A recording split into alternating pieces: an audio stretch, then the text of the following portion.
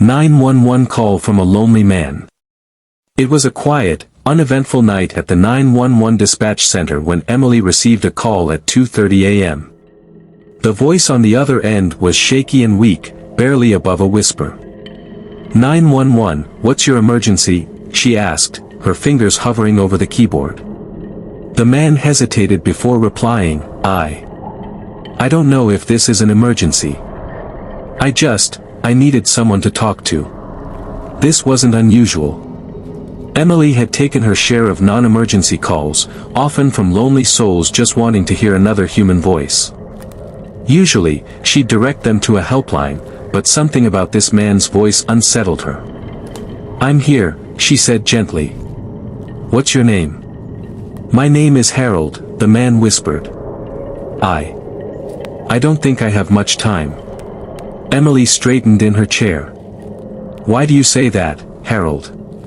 Are you hurt? No, but they're coming for me. I've been so alone for so long.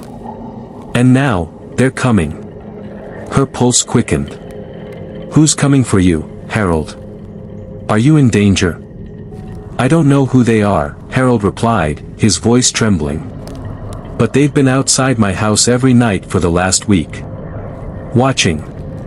Waiting. Emily felt a chill crawl up her spine. Where are you right now? At home, Harold answered. I'm locked in my bedroom. I don't think they know I'm in here.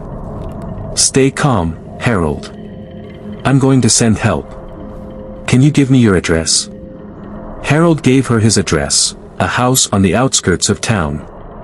She quickly relayed the information to dispatch, urging them to send officers as soon as possible. But as she continued talking to Harold, her gut told her there was something more to this story.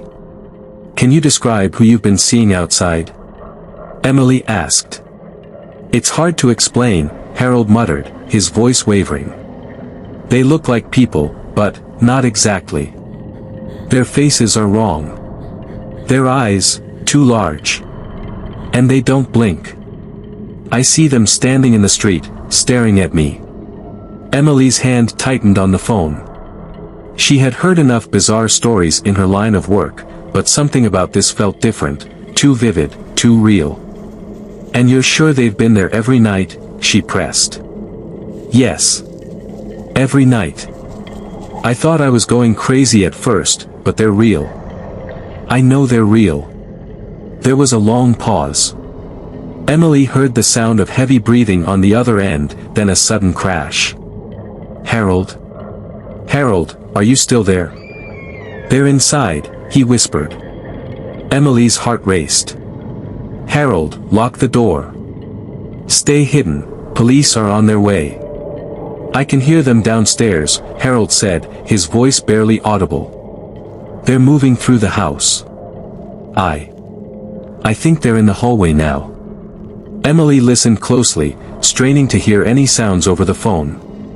There was silence, then a faint creak, like footsteps on old wooden floors. Harold, stay with me. Help is coming. The line was silent for a moment. Then Harold spoke again, but this time his voice was distant, detached. I don't think it matters anymore. I think they've already found me. Emily's blood turned to ice. Harold, what do you mean? They're here, he whispered. There was a soft click, and the line went dead. Emily sat frozen, her heart pounding in her chest. She quickly called back, but the phone rang endlessly with no answer. Minutes later, officers arrived at Harold's address. Emily waited, hoping they'd find Harold safe. But when the police entered the house, it was empty. No sign of Harold. No sign of struggle. The house had clearly been abandoned for years, dust covering every surface, cobwebs in every corner. The officers reported back to Emily, confused. According to their records, Harold had died 10 years ago. Alone, in that very house. And every so often, the dispatch center would receive a call. Always at 2:30 a.m. Always from the same number.